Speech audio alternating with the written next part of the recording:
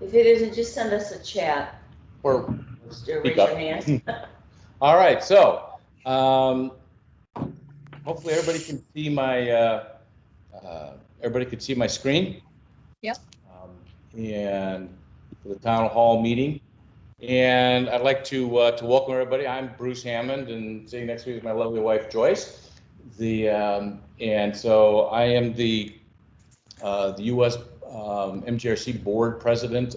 We're the organization in the U.S. that does the fundraising and all the business systems and structure here in the U.S. So we have a few other board members here today. Obviously, Joyce, Randy Freeman, and I don't think Daniel and Jay. I haven't seen them yet. But they may be joining as we go forward. So the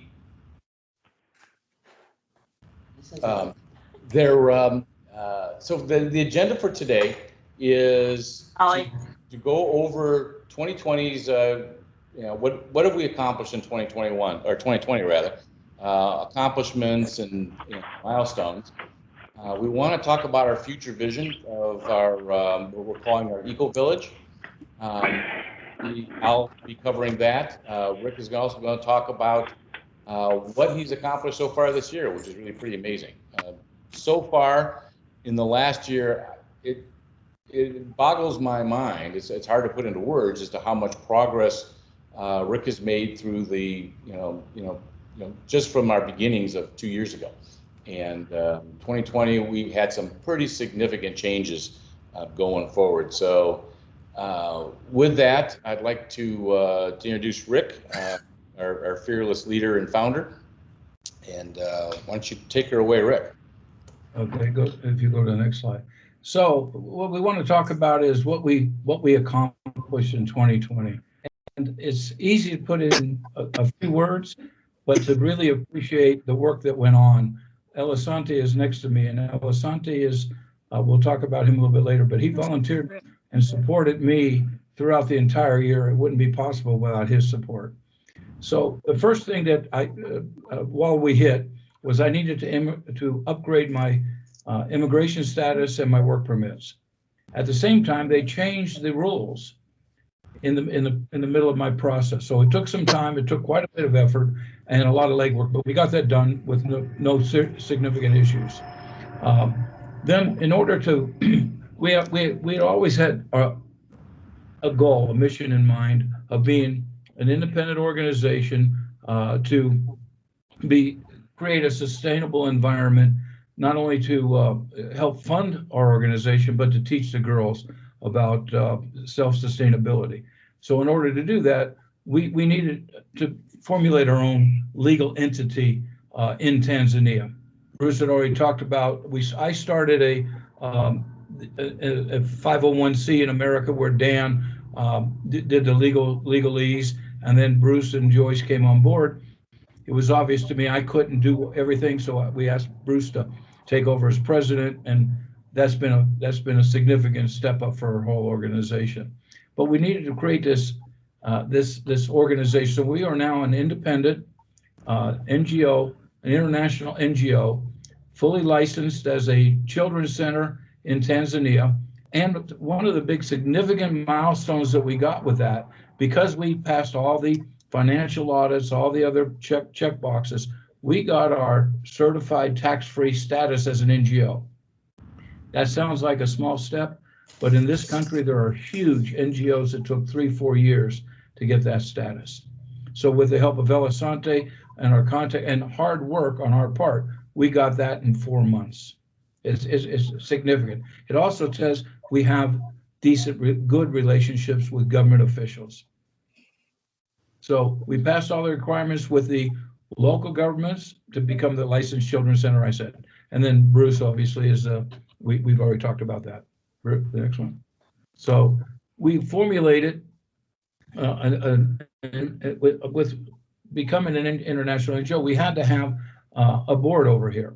So our board consists of me, Bruce, and Dan from the international side, Boniface on the right-hand side. Sharon may know him. I think she does from our safari days. our safari days. I've known him since 2012. He brings a knowledge of all the safari, not just safari parks, but of the safari business to us. Elisante on the bottom right, I met him by staying in the guest house where he had been a manager for 7 years. So we got to know each other very well. And when he saw that I was having issues with my permits, unsolicited, he went out and sought help to help me and MGRC sustain, because he's a Maasai, and he saw what we were doing. He believed what we were doing was viable. I asked him to join us 3-4 years ago, but because we were in Longito, he refused. He said he didn't want anything to do with Longito. But once we became an independent NGO and we showed we were moving, he's agreed to join us, and he's been on board since the 1st of January. Peter is a significant player as our board member. He is a co-founder of a NGO in Carato district called Rift Valley Children's Center.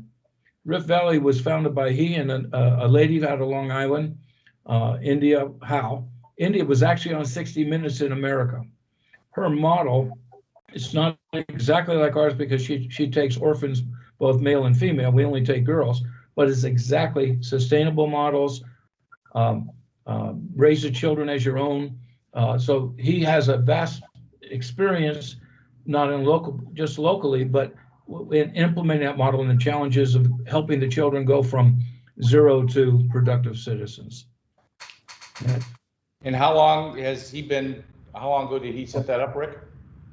Well, he said India and he formed Rift Valley in 2004. But prior to that, he worked with her in a safari company. That's how they met. A significant input, because we also have access to India, who it comes from, and Dan had some extensive conversations because they knew some of the same private schools and blah blah blah that she knew from the Hamptons. But we have access to her and her mentoring, which is significant. All right. Jason, next slide. I'm limited on time, so along with the few other things we're doing in 2020, we added 17 new girls. Now, that 13 of them came through the social welfare system, which means they were either running away from forced marriage at a young age, very abusive situations, maybe even street girls. And there are actually 4 I took because I knew they were in poverty situations or ill health situations. At the time in 2020, in the beginning of 2020, we were already maxed out at our facility. We didn't have any more room. And I turned down literally hundreds of people. Every day, every week, tens would come, grandmothers would come with their children, mothers would come or with their children. And I had to turn them away because we didn't have the facilities. So these 17 all had significant issues, especially the 4 I took, I knew personally had the issues, and the 13 from the government. The government doesn't get involved unless they're really abusive situations. With that, are you going to the next slide, Bruce? I don't remember the sequence. One of the things that we wanted to, I mean, obviously, as Rick said, that our infrastructure was stressed before going into 2020 with those girls. So it was really the help of one of our donors who suggested we needed to have a bunk beds fundraiser, and so that was actually very successful in this last summer because to understand the facilities limitations, they're sitting in their rooms are about 10 foot by 10 foot, and he was having 6-8 girls in 2 beds in one room, so it was really getting out of hand. The bunk beds that we purchased 30 of them, it's really down to a point of 1 bed per girl. Still crowded in those facilities, but a significant improvement. So we've already discussed some of this. The major operational milestones was Bruce coming on as U.S. board, significant difference. Director of operations, Elisante is now in charge of the operations day to day, which frees me up to do the ecoVillage, to do the plans we're going to be talking about later, and to take care of some of the fundraising if I can ever get travel back because of the COVID.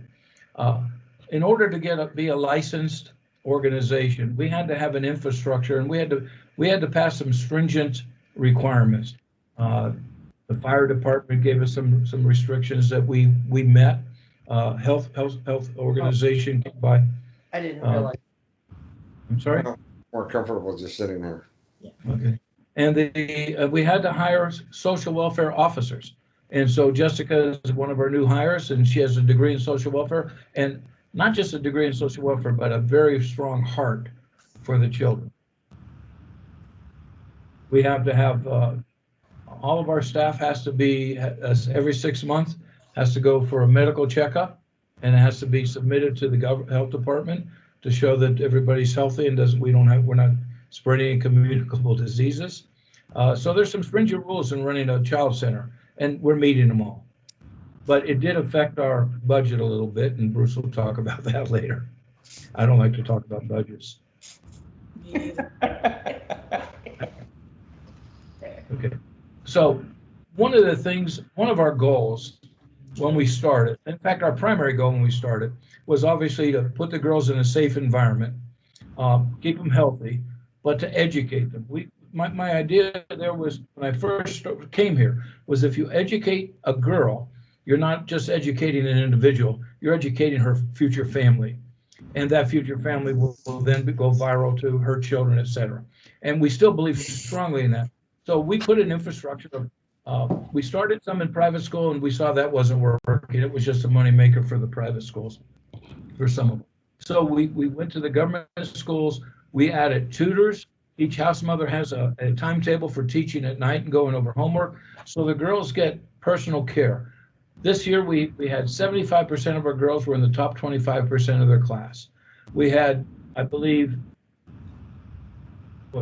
standard 7 test. Okay, 9 girls passed the national standard 4. Now, understand that these girls, when they came to us, the majority had never attended school, ever. Maybe half of those girls never spoke any language except Maasai. So we had to teach them. We had to teach them Swahili because that's the language they use at school. We also teach them English. But we see here the girls are eager and hungry to learn. They see that we're teaching them about self-empowerment. We're trying to, and that they see that the more they absorb, the better their life's going to be in the future. Okay. Bruce, you have something? Okay. Obviously, I came over here in 2012 with a church called SBC out of Scottsdale, and I volunteered to do sustainable projects. And I carried that concept over to MGRC. Our goal isn't just to feed children. Our goal isn't just to send a girl to school. What I've seen here with sending a girl to school is wonderful, but without mentoring and without coaching and without other training, the majority go right back to the Bomas to the same lifestyle they had. Our goal was to develop sustainable projects to offset the cost of teaching the girls, number one, but also to teach the girls farming techniques, husbandry for animals, how to properly raise chickens so you could either use it as a business and make money for yourself or feed your family. And the girls are eager to learn all of these farming techniques. You know, the Maasai are keen on cows, but when they see zero grazing cows and they see the amount of milk that comes out of them, it's a life changer for them. They get 1 liter, 2 liters of milk from a cow, and we get 20 or more. And they see that, but they see also the work it takes to take care of them. So Rick, when you started out, talk to us about your dairy program, the cows. Yeah, well, before, I think when Bruce got involved was when I did a fundraiser. I was a little bit naive in one aspect and a little bit prideful in another. I didn't want to go out and ask for help, but I got to a point where I couldn't do it all myself. And one of the projects that I saw that could help tremendously was offsetting the cost of milk. So another organization I have high respect for, and I know Sharon knows, is Name a Village. They started a dairy cow project, so I talked to them, and I started with 2 dairy cows, and I had 3. We got up to 9 cows. 1 died, 2 bulls we sold. We now have 5 females, they're all pregnant, and 1 very strong male. So we have a very, very beginning of a dairy, not just a milk for our girls. We've been able to give our girls milk every day, a full cup of milk and milk for their porridge when they have porridge, or milk for their oats when they have oats, every day since we started the project.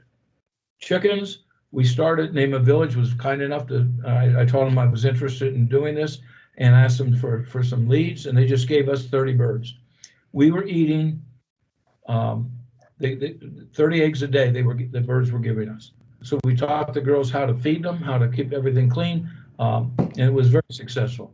The garden we started to offset the vegetables and be able to give fresh vegetables.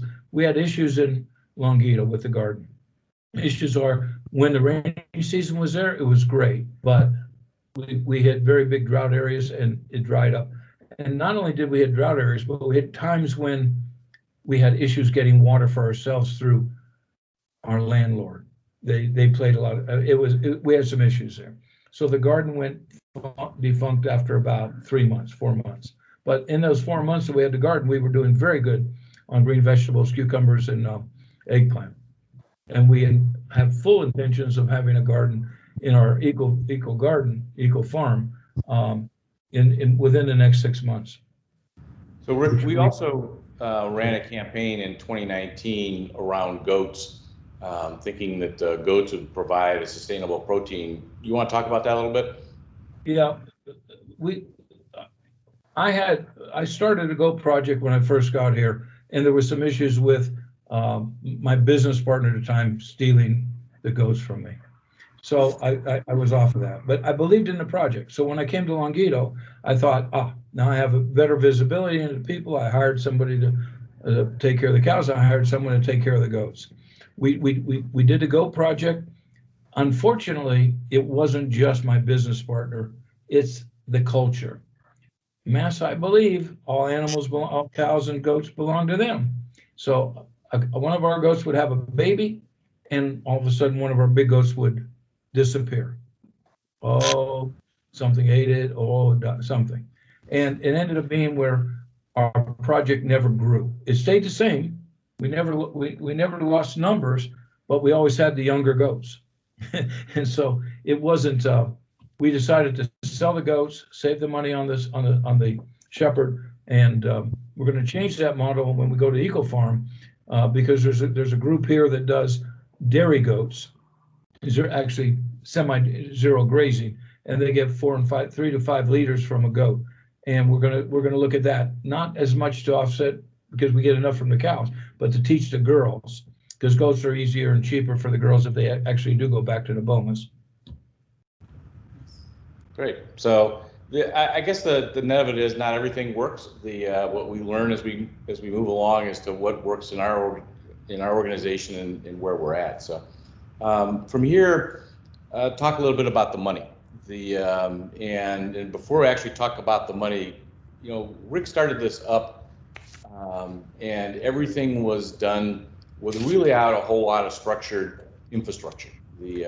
And one of the things that I saw when Joyce and I went over there in 2019 was that Rick was definitely very, very busy, extremely engaged, and doing Herculean efforts of trying to keep track of everything that's going on. It was obvious that in order for us to scale and to become more sustainable, we needed to put some processes and structures together that we could operate this more as a business, if you will. And so, my background and strength in my company, we build infrastructure for businesses where, most of our companies are major, large global enterprises like a Siemens or an ABB or an Eaton or so forth. And we're putting in marketing systems and business systems for them. So it's kind of a natural for us to take a look at what Rick's structure was, design some processes, and then build infrastructure to help him do that. And then automate it the best we could, so he could focus on providing the good services and not worry about having a database for all the regulatory information he needed to store and so forth. So we wanted to make sure that we had mechanisms that we stored all of the girls' information. We wanted to put infrastructure in place, and you'll start to see some new enhancements where, as the social workers add content to the girls' profile, the sponsors will be able to see that, particularly around education results and so forth, even adding the capability to send messages back and forth. But we track residents, we track the employees, we track all the donations, and of course all of the expenses. So it's, if you will, the operating of how we're going to, operate as an organization. Rick has, I don't know how many employees do you have today, Rick, but 14 employees. We see that probably growing significantly as we go in towards our future vision. So we needed to have a foundation to build on. So let's talk a little bit about the money. One of the things I said in 2020 was we got our arms around the finances. So every transaction, every time Rick spends a shilling, we know which category it went into: food, regulatory, staff, facilities, and so forth. And as you could see in calendar 2020, our biggest budget item was food, and the second largest, which was surprising, we'll talk about that in a second, was the regulatory compliance. And some of that is one time, but there was a lot of things that we needed to do to become a compliant NGO in professional fees and so forth. So that's what we had put in: salaries, facility maintenance, transportation, livestock. Really, the livestock and garden is, if you will, part of the food, but we separate that out. But you can see our expenses, on average, were about $154 a girl during 2020. We looked at our original budget together.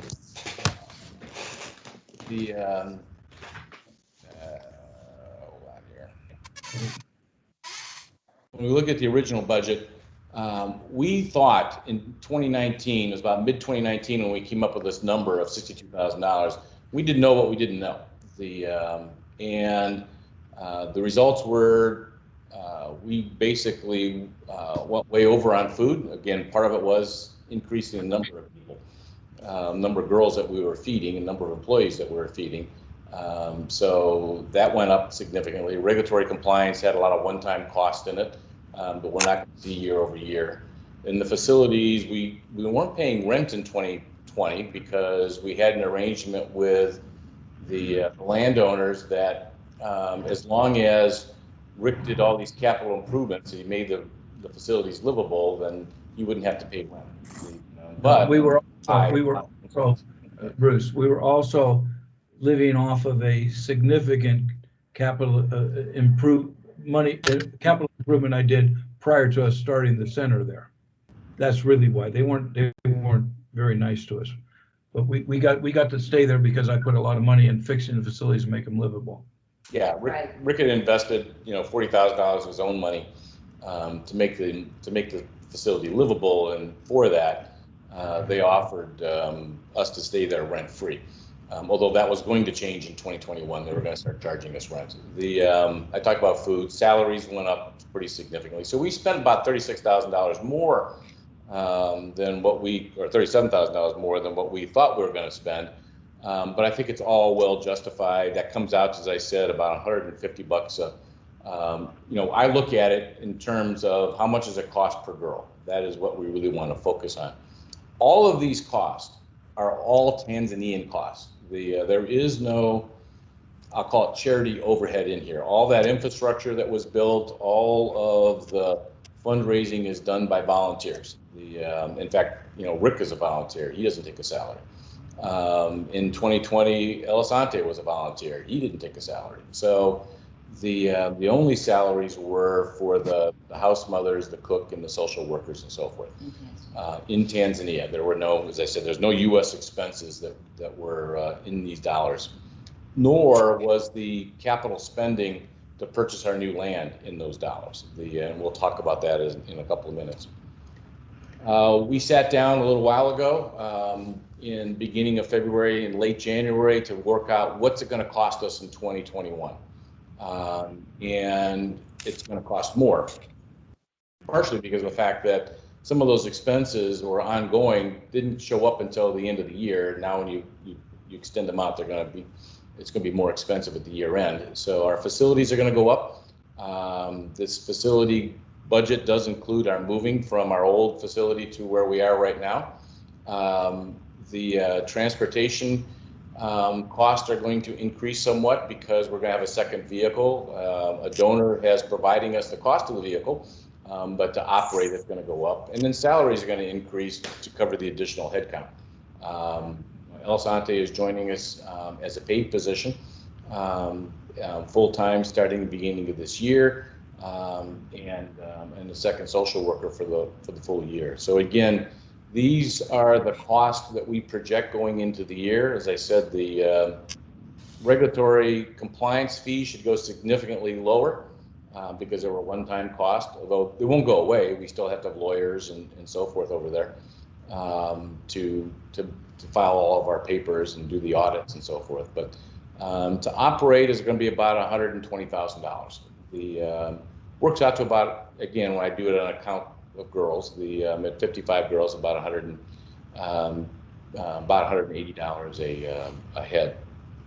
When you look at the other end, how effective are we of raising money? We've been pretty effective. We were blessed with all you great donors and sponsors. So if you look at from 2018 to 2020, looks like we've raised a significant amount this last year, 100,000 or 110,000. This past year? Yeah. Well, 130,000. capital? Yeah, capital. 130. 130,000. Joyce, who's sitting next to me, is our financial genius. She's also the controller. Not a genius. That manages she manages all the money that Rick tends to spend. But if you look at the non-capital increase, we increased about 21%. General donations, sponsorships, small amount out of Facebook. And so I feel relatively good that to achieve what our budget's going to be necessary for 2021, rather, with a lot of hard work, we should be able to attain it. It's not unreachable. So we feel comfortable enough that that's what we, as a board, approved.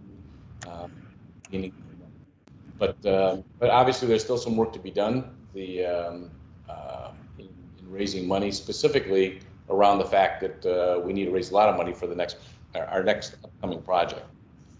Bruce, does this include money that was donated by inside folks like Rick, the capital project or the general donations? Yes. Yeah. Yeah. When you look at the total dollar there, the one at the top, $241,000, that included everything that comes into the organization. And as I said, $130,000 of that was for the land.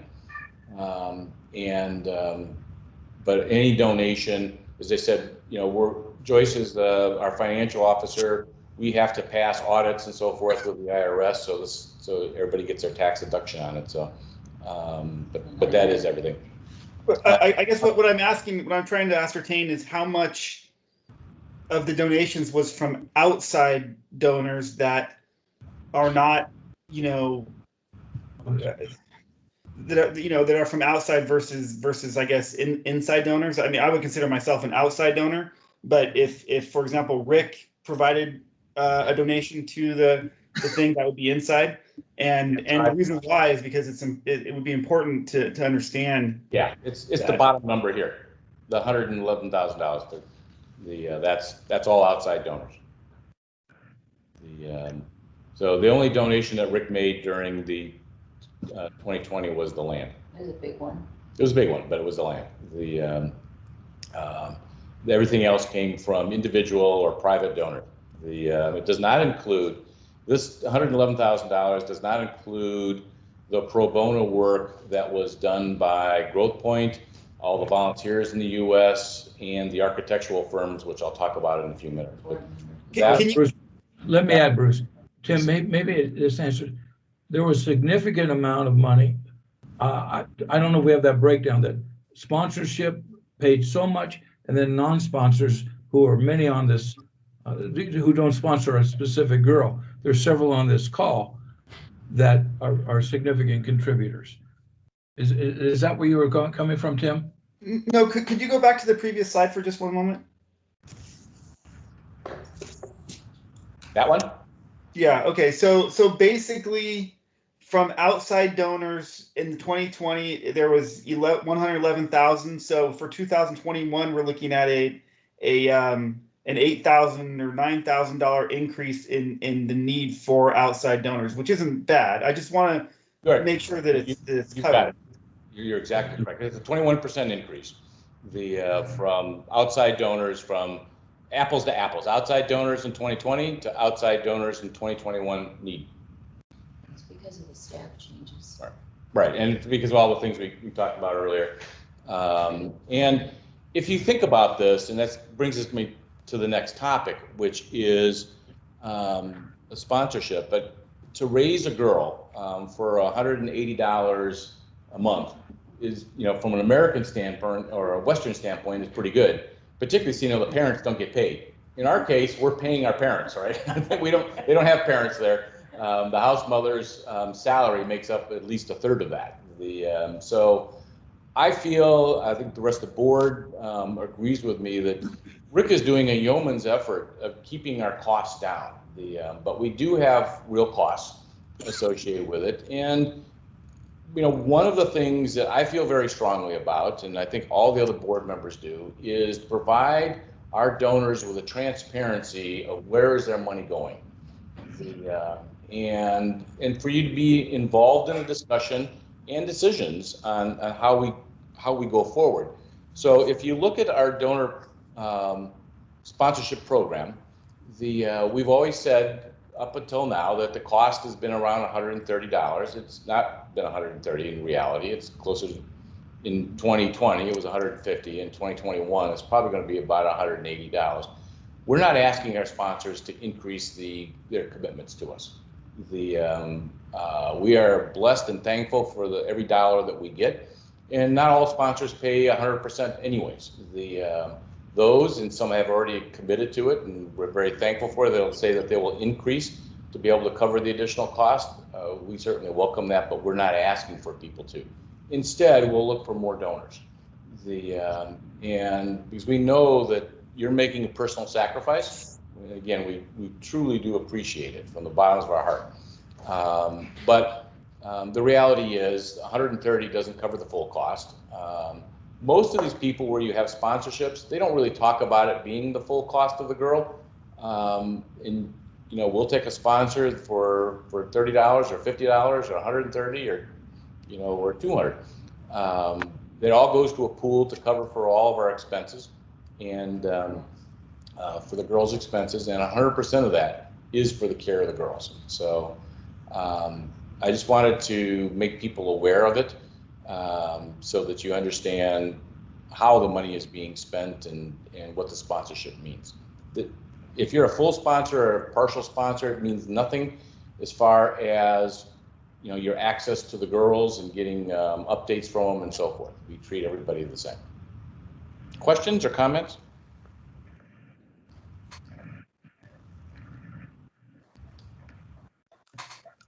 Cool. If anybody does have questions or comments, I'm available anytime. Rick's available, Joyce, any of the board members, you certainly can talk to us. I have a question. This is Bob McLeese. Hey, Bob. Is there any money in the reserves that are going towards the new facility project? Yes and no. All right, let's talk about, you bring up a really good point. We have in reserve Joyce, 140,000? I know, because he already paid for the land. We just stuck in 75 So plus 30. So we got about 105 left. about $105,000 for operational expenses. Now, we have also been picking up some donations from a couple of large donors for some capital. As I said, in 2020, we picked up 130,000. We've spent on the land about $115,000. As you're about to hear, about to spend another $100,000 that the money is going into very shortly to buy or to build the farm. So, but from an operational buffer, if you will, a rainy day, my goal is to have a 1 year's worth of budget in the bank. We're not quite there yet, but we're 2/3 there. And We so separate those amounts out in our accounting so that we know what's for the girls and what's for the capital project. Okay, another question from Bob. The 100,000 for a barn, the barn is for what? okay, we'll talk about that in a second, okay? Almost there. Almost there. Talk about that. Oh, okay. Thank Yeah, you. I'll cover that as we kind of go over our future vision here. And break it down for you, Bob, so you can see what the cost of building our ecoVillage is going to be. So during last year, and actually starting in 2019, we knew, and Rick knew, that he needed to find his own place, that the Longito area and where we were in the facility was not sustainable for us, that we needed to move. So he started looking for land and a place to move. And probably himself and Elisantes looked at 15 to 30 different pieces of property. We started down the path of, there were communities who were willing to donate property to us for free. Unfortunately, the value of it was free. We, because of land or because of lack of water or location or infrastructure to be able to build something, it really wasn't there. Also, in last year, it really became critical that we were overgrowing our where we were at. There was nothing we could do to kind of sustain what needed to be done. So it really put an emphasis on moving forward. Yeah. So again, Rick was focused on getting some property along with doing all the regulatory things. I basically focused on coming up with what the master plan should be. And to do that, I went to a number of different architectural organizations, the global architectural organizations who provide pro bono services for third world countries to build out and develop communities. And to my surprise, I didn't know any of this when I started, but there was 4 international ones. We went through and applied to all 4 of those international organizations. They asked a million questions. I filled out countless pages of questionnaires and data and so forth. They gave us a pretty tough examination, each of them, as were we going to be something that was going to exist, and was our cause worthwhile, and were we going to be able to operate? And all 4 of them came back, to my surprise, saying, sure, we will do the work to develop the master plan for your community. And it's not a small ask. It's hundreds of thousands of dollars worth of architectural costs. And so our other task was, now I need to narrow it down to which one are we going to use. We vetted all 4. I decided on, and the board decided on, a partnership with an organization out of Australia. It's called Architects Without Frontiers. They brought in one of their member companies, which was Clark Hopkins Clark. They're an international urban development architectural firm, very large architectural firm. And we chose them for a number of different reasons. One of them was that they had developed similar sites and organizations in East Africa, specifically Kenya, Uganda, and Rwanda. And one of the partners was the founder of an organization somewhat similar to ourselves called One Heart. And it turns out that what they provided was much more than architectural drawings and urban planning. They have been a true partnership in mentoring as to what's going to be necessary and so forth. So at the end of the year, they finished up the master plan, and I'll talk some very high level overview of what's included in the master plan. During the end of the year, we were honed in on a couple different locations. They helped us crystallize what we needed to do as far as our business plan to be sustainable. And one of the things we've been focused on, Rick's been focused on since day one, is sustainability. How can we make this thing not just be sustainable from a food source, but economically, how can we make this thing sustainable? So we focused on leveraging, travel and which is, internationally it's called impact travel or volunteerism rather. And that we would focus on looking for tourists that are going to the safari area inside of Tanzania. We'll locate closer to one of those things where we could essentially set up guest houses on our facility, operate those as a social enterprise where all the profits or surplus funds after our costs go back to help fund MGRC expenses. We spent time doing financial models. And I'm not going to get into detail of this, but we believe at this point in time, with a 40% occupancy of what we've designed and put plans around, that we could probably spin off around $150,000 a year in, if you will, profit from the lodges that we could use to fund the center. Now, obviously, our cost and our vision of what we're going to build is going to be a lot more than our costs are today. But we think that that's going to be a significant increase or decrease in the need for sponsors and donors.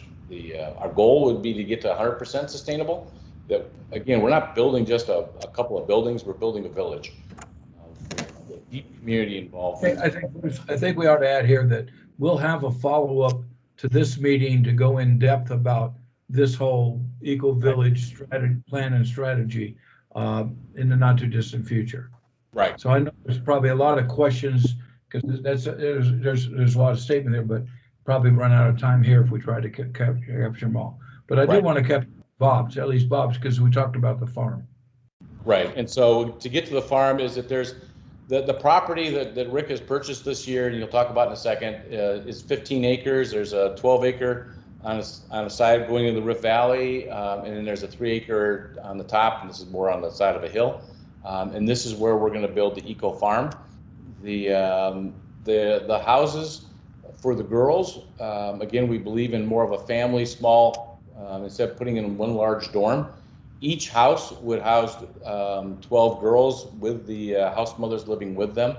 And so that for the existing number of girls we have, we need a cluster of 5 homes. We would also, and that's just a back view of what the homes would look like. Again, we're on the side of the hill. And then we'd also build again, this is where the money comes from, the Eco Lodge, where we rent these individual villas out. And use some of the shared infrastructure as far as kitchens and things like that to feed them, that we would also have for the girls. So we would run this section as a separate entity, if you will, as a social enterprise that generates the money. Also, volunteers and so forth would stay, in the Eco Lodge. There'll be different elements of it, everything from the overall, we're calling the ecoVillage, the MGRC ecoVillage, to the social enterprise I just talked about, the farm, and the actual homes. And we haven't talked anything about the vocational training, but we believe that the overall concept of having the lodge there will be a training platform to teach the girls about the hospitality industry. So that's kind of where we are on the design. What we are, and Rick's going to talk about in a minute, is we have purchased the land and we are going to start the construction on the farm very soon, within a week or so. And we have secured funding already for the farm and the land. That's already been, as I said, all that capital has been raised. The additional capital required for the rest of it is well over $1 million, and we've got plans, and we'll talk about that going into the future here. But and we believe that, again, this is really the vision of where we want to go. So with that, and again, that's a very brief overview. We can spend more time at a future town hall to talk about the specifics of the design. We will make that document available on the website where people can see it and download it, and examine some of the great work that the Clark folks have done for us. So with that, I'd like to hand it back to Rick and try to keep us within our time, which I used up too much of. The reason we turned it over to Bruce was if I were the one speaking, we'd be here 3 hours. So the big 2021, it seems like we're already into the year 6 months. So we began the execution of the ecoVillage strategy by taking what Clark Hobson's did with us and going to contractors around here, getting competitive bids for building out phase 1, which is the farm. The farm consists of a very secure fence, gate, guardhouse, storeroom, 2 staff houses for workers, and a barn that will have 6 cows, a milking area for automatic milking machines, hot water to wash the milking machines, a storeroom to keep the food for the cows, a barn for chickens. We had layered chickens in Longito. I'm sorry for the squeamish, but we ate those instead of moving them. It was easier. So we'll start again with layers. And the other side, we're going to have, well, our girls love chicken. They no one shed a tear. They love the chicken, and it's a great protein source and is less expensive raising chickens than raising beef cattle. I'll talk about my pigs later. So we're going to have 2 types of chickens. We're going to have the egg layers because the girls do like eggs and they're good protein, and we're going to raise broilers. Broiler chickens are the ones you raise just for meat, and Elisante's brother raises them as a business in Russia, and within 4 to 6 weeks, you're harvesting them. You buy them as a chick 4 to 6 weeks. So I didn't know that until a couple months ago. So we'll be having our own food source from that, plus the milk from the dairy.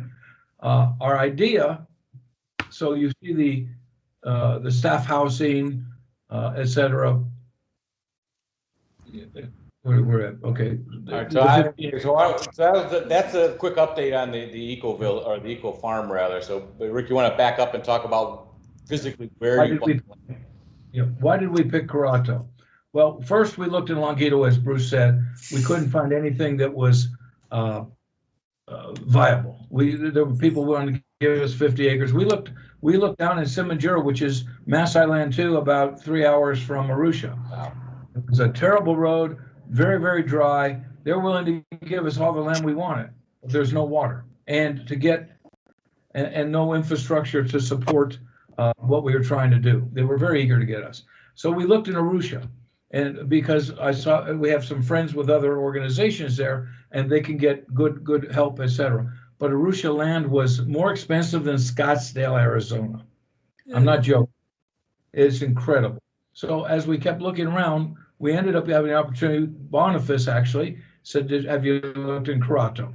He brought us, he's one of our board members now. He brought us to Carato, and we found this 15 acres. The benefits are, the environment here is not, the growing season is longer, they get more rain, so you don't have to do as much drip irrigation to have sustainable farming. It's the center Arusha is the center when you come off an airplane and say it's the hub for safaris, but this is in the middle of all the northern sector of the safaris. We're from Ngorongoro, we're less than an hour to the bottom of the crater. From Tarangire, we're an hour and a half. From Serengeti, we're 4.5 hours.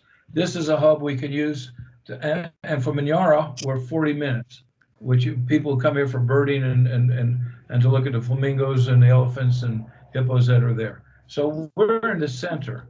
And so anybody who comes to either volunteer, they have easy access and can stay at our facilities, or we can make arrangements for them to in any of the other facilities, but also for the safari people coming through. Boniface and Elisante know many of the independent companies here, and we will be soliciting them to stay at the ecoVillage, for one, to get revenue there, but also to give them access to the girls making beads and selling beads and getting the exposure for our village to people who weren't knowledgeable or didn't know about MGRC. So we think it's a great, it's a perfect environment for that. There's a lot of competition in lodges, but we have a real draw with not just the girls, but with our knowledge of how the safari business works here between Elisante and Boniface. So talk about the moving into the area. Okay, so we looked at a bunch of facilities here. Everybody wanted us to rent their place. We found a guest house, and we got a very good price on it. The main thing is secure. We're the only ones in the compound. It has a fence around it. We have the 2 gates, but they're locked. We're putting in security cameras now. We're only 1 kilometer away from the land that we bought and will be developing versus 4 hours from Longuito. And it's right up, you said a mile, but it's really only 1 kilometer away. It's walkable if we can just we're making some arrangements with the people that own the land in between.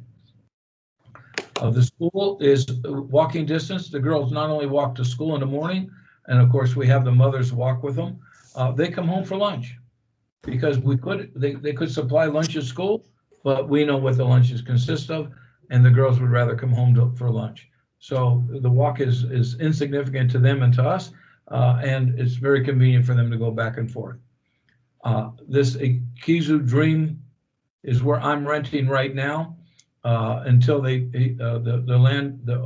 landlord for this facility has a house behind Ikizu Dream that I'm going to be renting, and so I'll be 50 yards away from our facility. Oh, I didn't say. So the facility, it's not only secure, but the rooms are self-contained. They have hot water showers.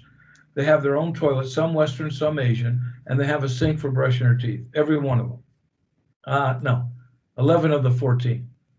There's a common room. There's a common one for the other rooms, and we have the mothers using the common one. So the girls now have a shower, which they didn't have, hot water shower. We're having to teach them how to take care of that, not use too much electricity, too much water, but they're excited about that. There's a picture of the upper left. It says Leopard Restaurant. That's the dining hall. We bought tables for in there, and we built a kitchen behind it where our chef is going to be cooking. We have a sign painter that's coming next week to paint over this and put Maasai Girls Rescue Center here, and we'll put a sign out on the road also. This building to the right of that is the office. There's a room on the left is stores. The room on the right is the office, and that'll be the access for any visitors who come into the facility. So both gates are locked during the day and night, and they have to come through this facility for security reasons.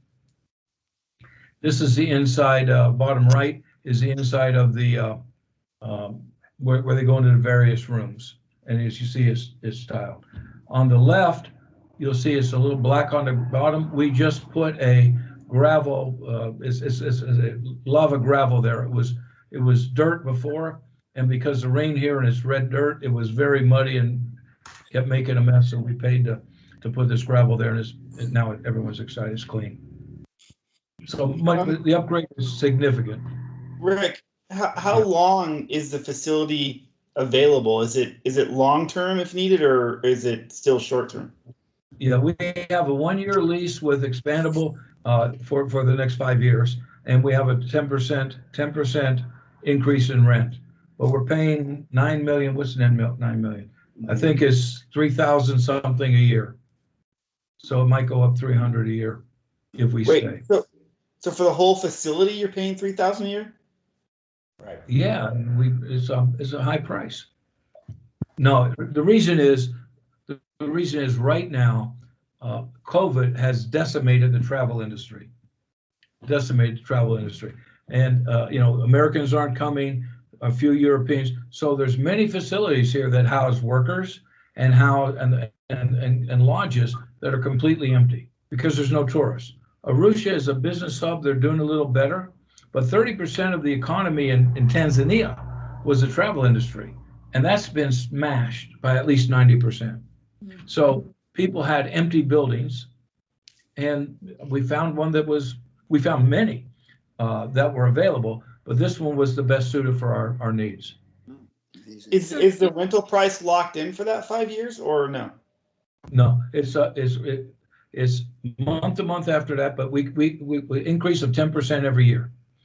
So it's 3,800 for 1 year, and then it go up 10% next year. And So, we don't. so it's locked in with a 10% increase. Yes. Rick, what did you do with the animals? The cows are in a friend's farm. Actually, the lawyer who handled the land deal, his father has a farm on the other side of Karato, not far, about 8 kilometers. And our person taking care of the cows is there with his wife, tending to our cows. And then we have a motorcycle that brings the milk to the girls every day. I told you already, we ate the chickens. Right. I didn't get any chicken. They ate them all. So, I'm not snipping on their food income. Rick, so in the beginning of February, this happened very, very fast. When we found the location and to actually execute the move was something like two weeks. 2 weeks, but 1 weekend. We moved in one. We did the whole move in 1 weekend, and Rick's kind of modest, and El Asante is the amount of effort it took to pull that off. It is a small miracle. You're taking close to 60 girls. Just moving them, one thing is difficult. The other one is we're putting them into another school district. The whole new schools, they had to be registered. We had to have all of the regulations, all the regulatory things, all the agencies needed to approve it and so forth. So it was a Herculean effort to pull this off and to do it in a weekend. So my hats off to be able to make it happen. I can't imagine. I sat back and I relaxed, and El Asante did all the logistics. He literally, he got the buses, he got the trucks, he got the drivers, he got the mechanics to take the beds apart and put them together. I worked with some of the government officials, and basically I just enjoyed my time. I watched the work. Yeah, believe that we got a hand for it. Most of the people on this call already know I'm not a real good worker, but I know how to hire them. So you guys, so you're all moved in now. Everything's set. Everything, we're still, there's, as you move in, there's still some small adjustments. We're making a few little adjustments to what girl goes in what room, but it's 99% done. As I said, we added that gravel just this week. We need curtains. They had curtains on, but they were their curtains. So Jessica, who's our social worker, says she knows how to sew. We had Threads for Hope, as Nancy knows, donate sewing machines to us. We're going to make our own curtains for the hostel. We're measuring them out now and buying the material next week. And Jessica's not going to make the curtains. She's going to teach the girls how to make the curtains, who already have training. They've already been trained on some, but she's going to oversee and teach them how to make the curtains. And we've already kind of talked about the reason that the Eco Farm, when we originally did the master plan, we had the desire to get the girls out of Longuito as soon as we could. So the first phase was to move the girls into the land. But because we found such a great location, and the fact that we couldn't move our animals, we've changed around the plan so that phase 1 is the eco farm, and that's why we needed to get that one going right away. And so, as I said, Rick has been working with contractors to get that all detailed out, and they should start construction for the 3 acres next week, and hopefully within 3 to 5 months we'll be able to move the cows and so forth into our own and start bringing the chickens back in the farm and so forth. Sure. So that's really why the farm moved up in number 1 spot. Because of the great location, the girls aren't as important. Phase 2 is to actually build the eco lodge, and provide a revenue source. Create the social enterprise that starts to offset our costs. And to prove out the business model to make that happen. And again, as we get the funding for that, then we will start that construction. And then the third phase is to build 5 homes for the number of girls we have today. And the last phase is to put in some of the environmental things like a biogas, aquaponics, and a few other things that we want to build. So we have a phased plan. We have budgets for it. We can cover those in another meeting. It's kind of complex, but generally speaking, we're in the implementation mode right now to get the farm up and running and to start raise the money for the actual village. And that one's about, if off the top of my head, I think it's like around $700,000 to build the ecoVillage. So with that, want to talk about next steps, Rick? Yeah, I think we talked a little bit about all of this along the way, but the first thing is we couldn't be where we're at now without the supporters that we have on this call and the sponsors we have for the girls. I mean, I'm overwhelmed by the response we've gotten for people who have taken sometimes four girls, 3 girls, 2 girls, 1 girl, but also people who have donated money when I know they have many other places they could spend their money. And we more than appreciate that. What we would ask everybody is tell your friends about us. Tell your church members, tell your churches, ask your churches. One of the things we don't have, where I know works very well with sponsoring children and raising money, is we don't have a church behind us. And we're a Christian organization, but getting a church behind you after the fact is not easy. Getting a church to start an organization like ours is easier. So one of the things that I've talked to some churches about is when I come over for a fundraiser, could we schedule a day, a Sunday, where I come in and do a presentation, and they do some pre-presenting, and then I come in and do a presentation on organization, and then take up a love offering. It'll be very significant. I mean, in the future, we would hope to have our girls to where we could bring some girls over and have them do the presentation. But we really could use your help in reaching out. The second is volunteers. Volunteers, I can't stress, since I've been here, and I think Sharon, you're the one who introduced me to Name a Village. Name a Village gets 250 volunteers a year. What the volunteers do is they spend time with the children. The cross-cultural, the nurturing, the love that the volunteers show to the children is significant. That's number one. Our girls are older than the Name a Village ones, but they'll be teaching them, talking in English, talking about their families, talking about everything you would talk to a girl about, one of your own children. The second is volunteers go back if they have if what they see is impactful, and there hasn't been a volunteer come here yet and look at what we're doing that hasn't been impacted by what we're doing. They go back and they share their story with their friends, family, neighbors, etc. And that becomes viral, and that helps us bring more people. So we need to raise capital for our ecoVillage. We'll be talking about that in a future one. That whole project is not insignificant. It's I'll say 2 million if we envision if we do everything we envision.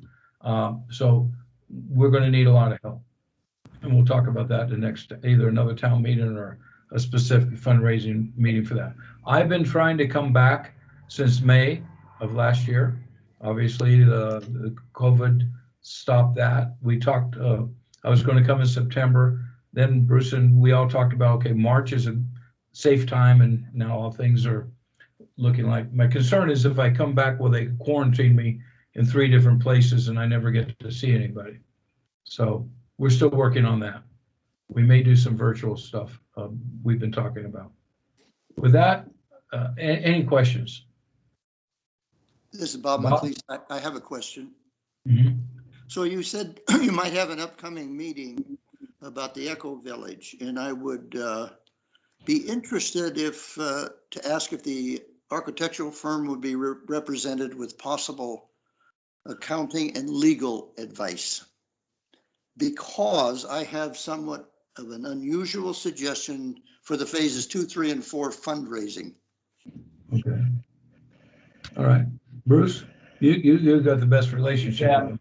Maybe you and Bob need to talk offline. Yeah, maybe we could talk offline to, That would be fine. If you will call me, I will tell you what my suggestion is. Well, Bob even get online with Dean, the man in Australia who's behind this, and the founder of One Heart in Kenya. yeah. Okay, The, great. the scope of, and we probably will continue to work with the architect firm. The actual engineering drawings and the legal contracts and so forth, they're not going to manage the construction because of obviously the distance and the local knowledge that's going to be necessary. So Rick is in the process of hiring engineers locally to get all the permits and so forth. They've given us designs of some of the major buildings, and but they won't be working on the contractual oversight of it. They will probably continue to work out some of the designs of the other parts of the buildings. But Bob, I would love to hear your suggestions. We are all ears, and I'll circle back later and to set up a time. Okay, thank you. Any other questions or comments? Has the so I know that COVID obviously has had a large impact. Is there any concerns about the future approach to the eco tourism type aspect of it with the ongoing COVID? I mean, and also the geopolitical environment is changing significantly given all of these things. And is there any concerns about those aspects? In a kind of an off way, it's helped us. From the standpoint that the tourism business essentially drying up there has given us the opportunity to essentially rent out a whole lodge at a very cost effective. They are expecting, and I expect too, that the tourism business will pick up. Is it going to pick up at the end of 2021? Is it 2022? That part's a little unclear, but it's already showing some signs of picking up right now. And so from that standpoint, our timing couldn't have been better. Give us an opportunity to get our feet on the ground and to build our capability up. Plus, the contractors are more than a little hungry right now. The geopolitical, so far that seems to be pretty stable. Rick could probably talk about that better than I can. They just had an election. Right. And now also from the geopolitical, because we're governed in Tanzania, and the board is predominantly African, and the NGO is already certified and registered as a bona fide NGO, and we meet all the tax. Now, that doesn't mean there won't be maybe some nuances where they change some of the tax rules, but they've kept the same support for not only our type of NGOs, but for the tourism industry. And we're on both sides of that. So tourism, as I said, is 30% of the GDP here. So I don't think they're going to do, no matter who got in power, unless there's something terrible happens, unforeseen, that anything's going to affect that aspect of our eco lodge area. And as long as we stay within the rules and keep relationships, one of the things I found, Tim, is there is a little bit, I've been here now going on 9 years. I've seen that there's a few people who are prejudiced against outsiders. I won't say white people because it's not, it's outsiders. I used to think it was, but it's not. And once you establish yourself as an insider, you've been here, you build personal relationships. I used to get stopped by the police all the time and get abused and had to pay. Now that we waved each other, they stop me, we talk about family, it's changed. Once they know you and they accept you that you're helping their people and you're not asking for anything from them and you're not gaining anything personally, it's enlightening. So quick question on that. So when you move to this new area, do you have to rebuild some of those relationships like with the local area, or you already have them? No, great question, Tim. We didn't have the best relationships in Longito with the local government. This is too long a story to give all the reasons. So we now know the district commissioner, we know the district medical officer personally, we know the district education officer, the district social welfare officer has been helping us for 2 months before we came here. So we not only have relationships with that, we have relationships with their boss in Arusha, the regional commissioner, who, because of the issues I had getting my permits, I got access to the regional commissioner, who's in charge of all of Arusha region, which is Longito, Carato, and Arusha region, a very big region, and also the regional immigration officer because of my immigration issues. And they're not only, they saw what we're doing, they saw that I had to be investigated at one point, and everything that they investigated came out that we're only doing it for the right reasons. I'm gaining nothing. There are some people who thought I was here to steal rubies and make money because they couldn't understand why a single man was over here doing what we're doing. They do now, and they appreciate it. One more question. The square meters of the old place versus the new place, what's the comparison on it for area? Not the new place you're going to, but the one that girls are in now. The place we're renting? Yeah. Okay, I'm answer that question again. What's the What difference? is the difference in size and square meters for the where the girls are? Okay, the facilities in Longito physically were bigger as far as the overall land. It was 19 acres. There was 20 rooms. None of them were self-contained. This is a small guest house. I don't know square meters, but with 15 rooms, and each room is, I said, 11 of the rooms are self-contained. In Longito, the facilities were originally developed by World Vision. World Vision came in and they do projects. They built the facilities in 1995, 96. When the project was over, I think 10 years, they turned it over to the local entity for running the facility. They never made any physical improvements to the place. So it was a mess. I put, as Bruce said, 40,000 into fixing it, making it livable. That's replacing all the doors, rebuilding the shower, everything. At the same time, that made it attractive for them to rent out. They had 4 rental houses. I've refurbished them for our volunteers. Well, after I refurbished them, they decided, the entity, the community-based store, to rent them out. So they rented them out. And not only rented them out, I paid the utilities, so they profited from that. I couldn't argue it too much, but I argued it, but you can't win because they hold the keys. That was just one of the issues. But the other issue was last year there was a big rain and it washed the side of the mountain, the water came down and washed out the back fence and knocked out 4 of the toilets and our 4 showers that I had just refurbished with tile and put shower heads and water in. So we lost that. So the girls were having to wash out of a bucket outside, a little small fence around, a block fence, but outside in a bucket. And they had 4 outhouses basically for their toilets. So now we've upgraded significantly. But the biggest issue I had, that was a big issue. Biggest issue I had was for security. Because we didn't control the facility, there were people coming in and out all the time, visiting these houses. There was 10 families living in the house next to me, which is not untypical of Maasai, who, you have a place and, okay, my daughter needs a house, so there was always people coming and going. We never had an incident because we locked the doors, we had that, but it wasn't comfortable that I felt secure there. We have that security now. That's the difference. It wasn't a square meter as much as the structure of the facilities. We have a playground, not a playground. We have a parking area that the girls play volleyball, but they play ball out. But right across from their school, there's a big field that they have a market in Karato every twice a month. And the girls go up there and ride their bicycles. On weekends, they go up there and play volleyball and kickball, and we do a bunch of sports up there.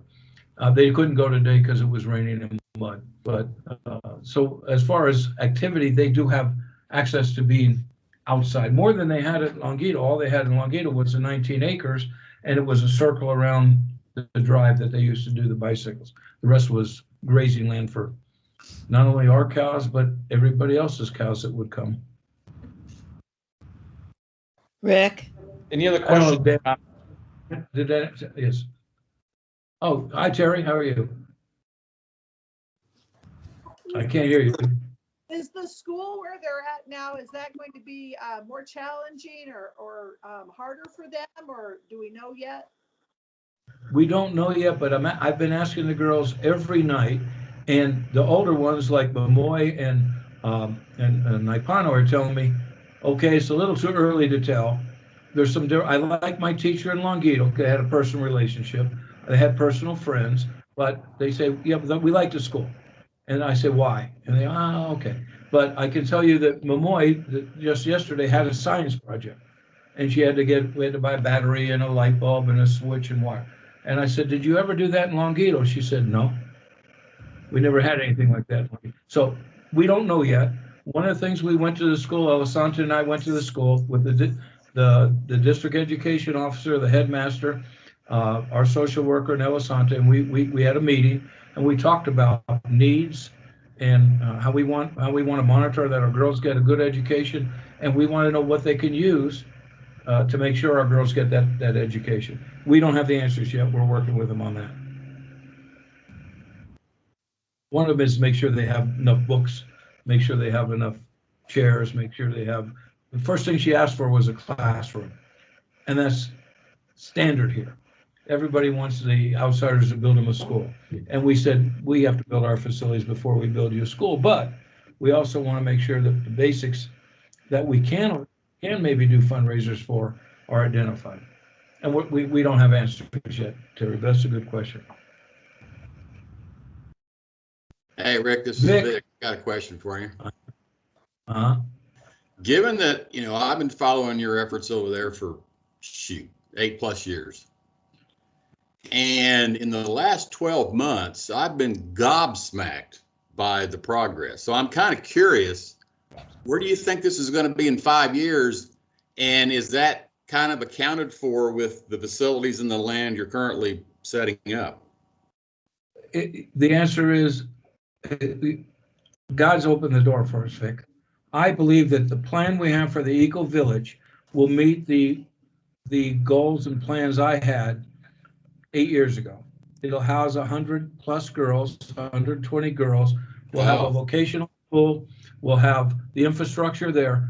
And one of the people I know that was in my men's group in Scottsdale, and one in Wisconsin asked this question: how many girls do you think you can manage? And I said, I think 100 to 120 is controllable. Well, what would you do if you have more need? We said, take the model after it's proven, and then go move it to somewhere else. Start that same model over, learning from the mistakes we made. You mean clone what you've got, or move the whole operation? No, okay. Clone. Gotcha. I'm done. I'm not moving anymore. I'm tired of moving. That was a big job. I was going to ask you, Vic, how's your golf game? It's better than yours, I'm sure. That's an inside joke. That's an inside joke. Vic, do you know anybody in your school, or I was going to try to reach out to A&M, maybe Clink Scales, about aquaponics. You familiar with aquaponics? I know you chemical guys don't really deal with agriculture. Well, the only recent connection that actually I've learned about is, and I don't know if you've heard of these folks or not. I'm going to forget their name. My son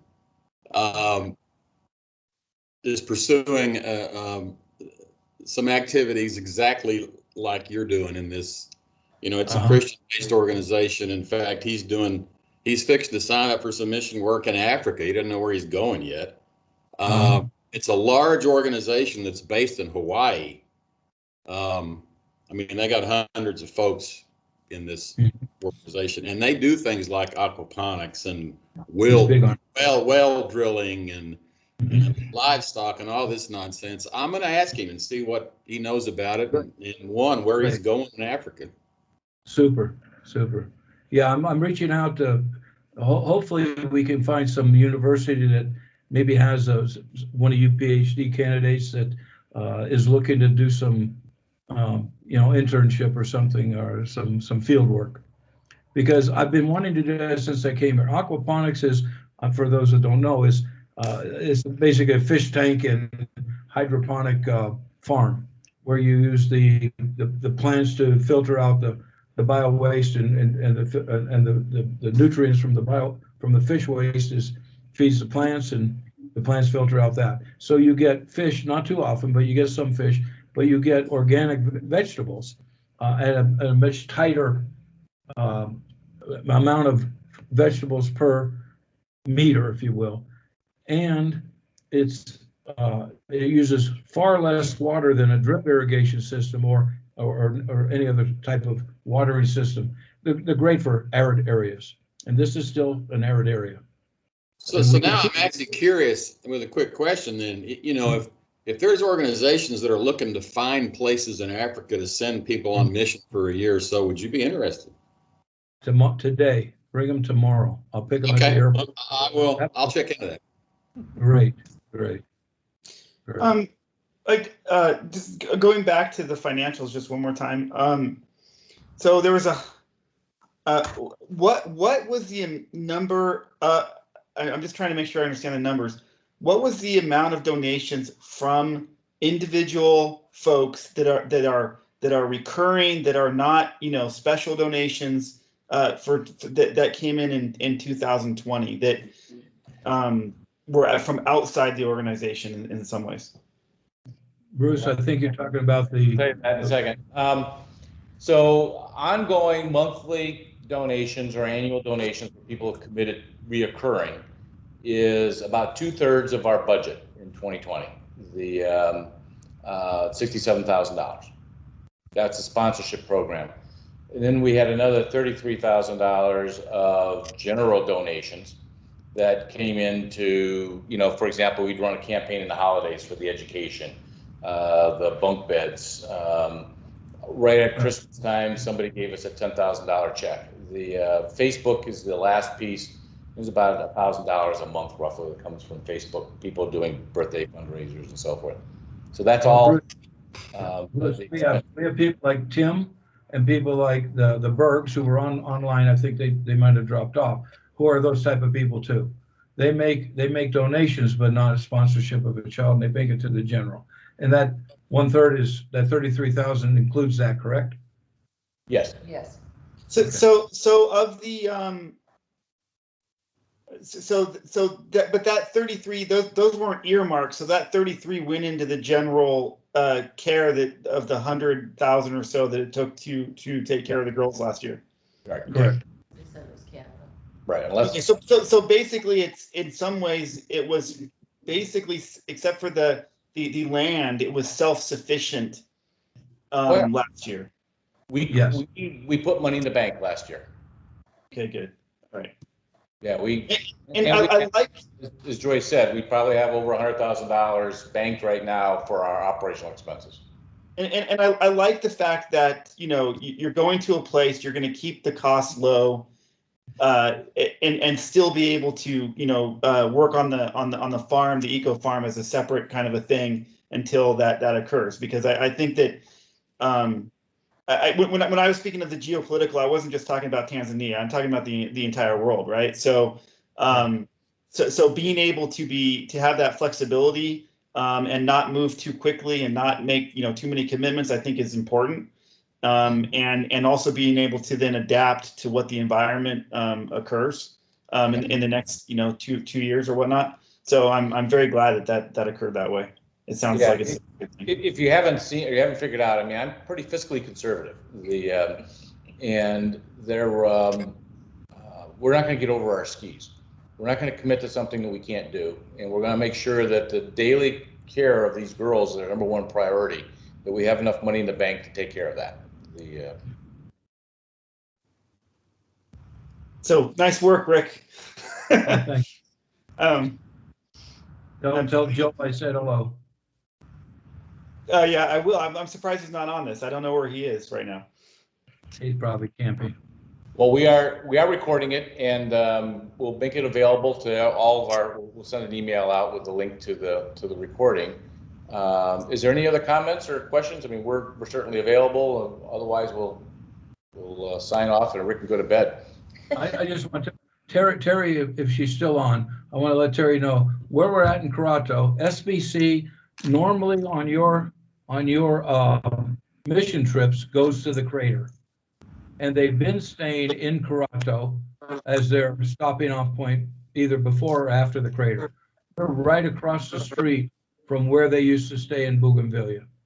And Boniface, who was a driver, I can't hear. That's where I emailed Bonnie and gave her the information about your move, and she's like, okay. And I said, where are we staying? And she told me a lot.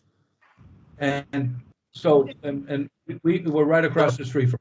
So not only will we get to see the girls, but we'll get more time than just dropping something off and saying hello. Oh, I'm so excited. I'll be able to take, show you the land and everything.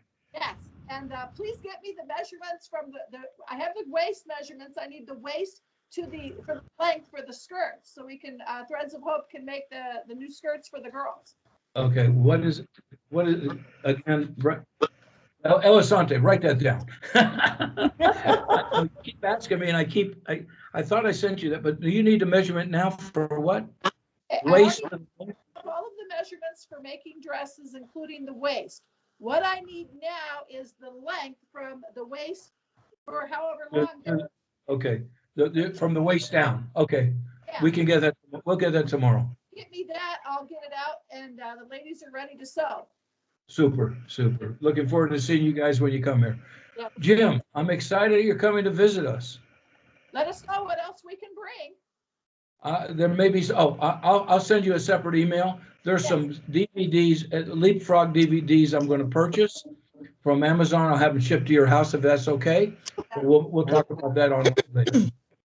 Rick. Yes. Rick. Yes, ma'am. It's Sharon. Hi, Sharon. You're Hi there. We're still on. Thank Good. you for We're still on. Sharon is the one who introduced me to Plaster House. She's the one who introduced me to Name a Village, and both of those organizations are first class. Yes, Sharon. Hey, I just wanted to make sure that you knew that there were still a few Bill Nye videos, and they're going to come over to Tanzania to Ereto, Right. Unless you want some more. Do you want more or no? We could use some. I just had just tonight. Before this, I had a meeting with some of the bigger girls, and we were talking about, because they did the science project, and we were talking about each mother will have a television in the room for them to be showing the children this at night. Where I have movie night, it's not as convenient here for movie night. We're working on how I'm going to do that. But each mother's going to have a small TV to show their kids these educational things more than just movies. That'd be great. Great. We'll try to reserve some of those. Are you for whenever you get home? Yeah, well, I'm working on it. Bruce keeps pushing me back. He doesn't, for some reason, he doesn't want me to come home. Rick, yes. One thing I think that I'd recommend is, Joel did a presentation for us, and it wasn't recorded, but he did a really great job at it. And having that third party view of his trip out there, I wish it was recorded, and that he could do it again and record and have it recorded so that you guys might be able to use that for, you know, for whatever purpose. And the reason why is just having that third party view. It was very helpful. Yeah, we ask our volunteers and some of the few people that come here to do a testimonial, but I'll reach out to Joe later. We talk on FaceTime or on WhatsApp quite a bit, and I'll ask him. I'll say, you didn't share that part with me, but do you mind doing it? And we'll get it off to Bruce, and he can get it either on the website or in one of the newsletters. Super. Thanks, Tim. Rick, this is Nancy. Yes. Terry Nancy. and I were talking. Hi, Terry. A while ago about the photography that you send, and I was wondering, is it possible to figure out which one of the older girls might have a little bit of artistic leaning that might be able to learn to use a camera? Have you been talking to Sleeps at it. What? Bruce? You have this knack for like erasing the top of people's heads and things, and I just thought that maybe there might be a little girl with some artistic talent. Even if he didn't have talent, it would be an improvement.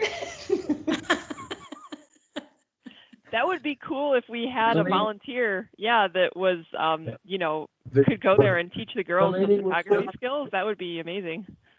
Yeah, to teach them to use the camera is not an issue. Kalini was one that could. Jessica's brand new, so I'll see if she can. I have no problem letting them use my camera. I've been using my phone, and so as soon as, because it's always have in my pocket, right? So I don't remember to take the camera. Right. But the problem is, then everyone goes, well, I'd take pictures for you if you got me a phone. Oh, just get me an iPhone. Just get me an iPhone. Oh, okay. Well, that's not going to work. That's not I gonna that, right. No, it's not going to happen for two reasons. Even if we had people who wanted to, people here, they lose their every month, 2 months, they have a new phone. Why? What happened to your phone? I lost You it. lose Oh, it. I broke it. Mhm. So no, because I thought about, okay, can I upgrade them to some better phones? No. So, but the camera, I think I'll be a little more careful because Oh, we give them yeah. back when they're done. I'll look at that. Exactly. I'm not Okay, sure that. well, I'll chat with you about that a little bit. Maybe you were looking at someone else's pictures because I after my photographer was still in the Army, I thought that, Jim and I will try to take some pictures when we're there. Jim's a real good photographer, so. Oh, Excellent. awesome. Good. Awesome. Michaela's coming back in May. Oh, is she? She claims as long as after her graduation, she's not sure she's going to do a full gap year. She's going to do a month like she did last year, and she loves taking pictures. So I know I'll get a month's worth of pictures from her. Right. Yeah, her pictures were great when she was there. Right. Yeah. Well, next time you have like Michaela, if she comes, or you know, a volunteer with some good camera skills, get them to work with a couple of the girls, because that would be great if we had a feed of pictures. I mean, I do like a lot of the Victoria and I do the marketing stuff. Sorry, I got someone playing with my desk. And it would be like having pictures straight from the girls would be great. Stop it. How's the internet over there for where you're at? Spotty. I'm on internet now. You can use the phone, the phones companies. You can buy airtime for their internet. You have to prepay it, and it doesn't warn you when it's running out. So if I go offline real quick, I recharge it. So I've got 13 gigs. It should be enough. But it depends on the weather, and it depends on magic. Sometimes it's terrible. Bruce knows we do. We do almost daily calls, and we'll get knocked off. Sometimes it's like this. This has been perfect. I usually don't even have the video on this side because it usually takes too much bandwidth. But this has been great for us. Do you guys have a YouTube channel or anything? Or Facebook? Yeah, we do. We've got a Facebook page. We have a YouTube channel. We've got a LinkedIn profile that we post to, and an Instagram account. No Twitter. No Twitter. Yeah. If you go to our website, there will be links to those on there. And Rick posts to Facebook and Instagram on a weekly basis, pictures and so forth. We use it as a communication mechanism, and then we send out and we do the blog post. We try to do 1 or 2 a month, the blog post, and send an email out to the people who are on the email list. Cool.